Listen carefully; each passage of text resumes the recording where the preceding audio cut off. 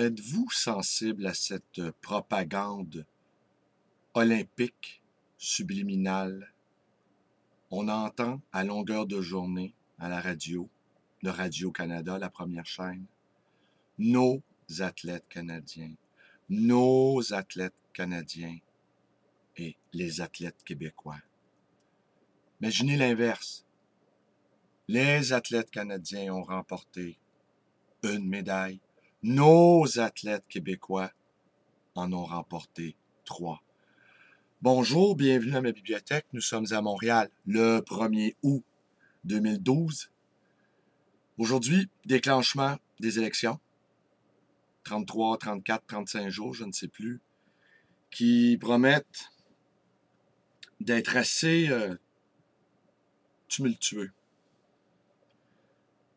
Alors hier encore, un petit mot sur la manifestation nocturne, la 99e, auquel j'ai participé. Et plusieurs d'entre nous se demandions si le mouvement s'essoufflait.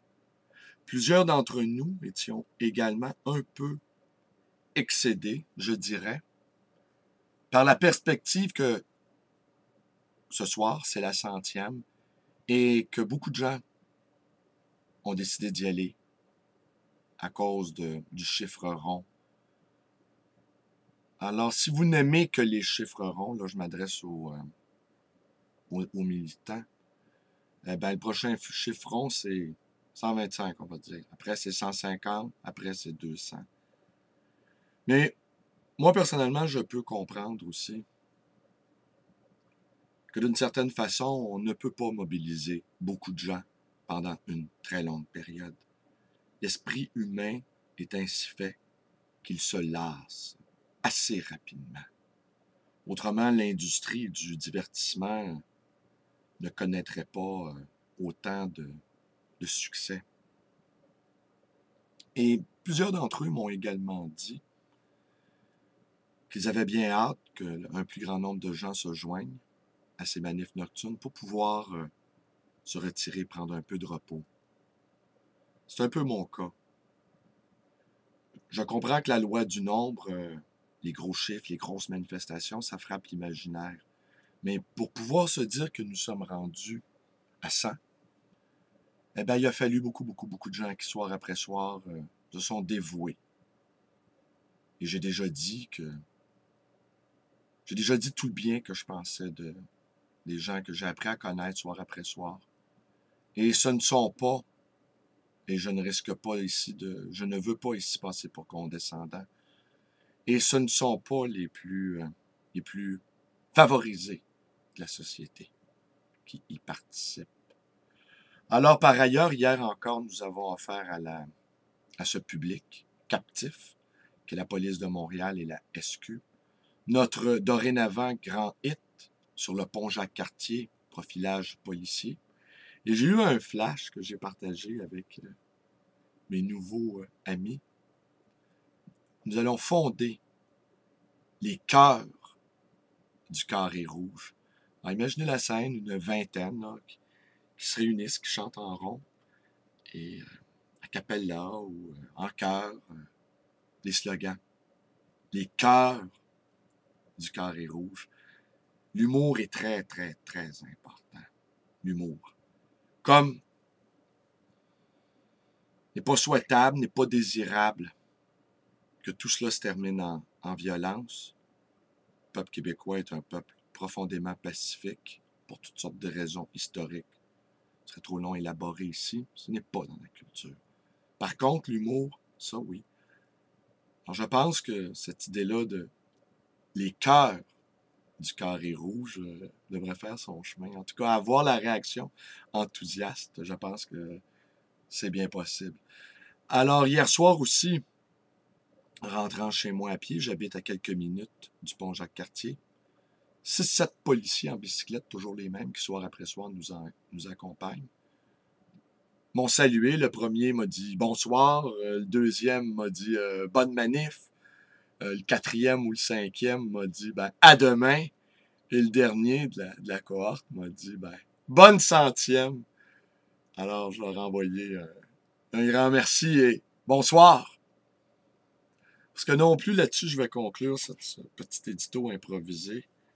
Je ne crois pas également que ce soit une bonne chose d'insulter les policiers. Je ne suis pas d'accord avec l'idée de leur faire le salut hitlérien, par exemple. C'est abusif, c'est exagéré et c'est contre-productif. Et les policiers aussi, ce sont des voteurs et peut-être pas mal d'entre eux, peut-être peuvent être sympathiques à notre cause. Je vous ai dit par ailleurs que j'ai senti chez certains d'entre eux un certain respect pour nous. Alors, faut pas insulter les gens, faut pas insulter les gens armés de surcroît. C'est pas vraiment une bonne idée, je pense. Alors, ce matin, je vais vous lire un tout petit passage de Paul Auster. Pourquoi écrire? J'avais 8 ans. À ce moment de ma vie, rien ne me paraissait plus important que le baseball. Mon équipe, c'était les Giants de New York.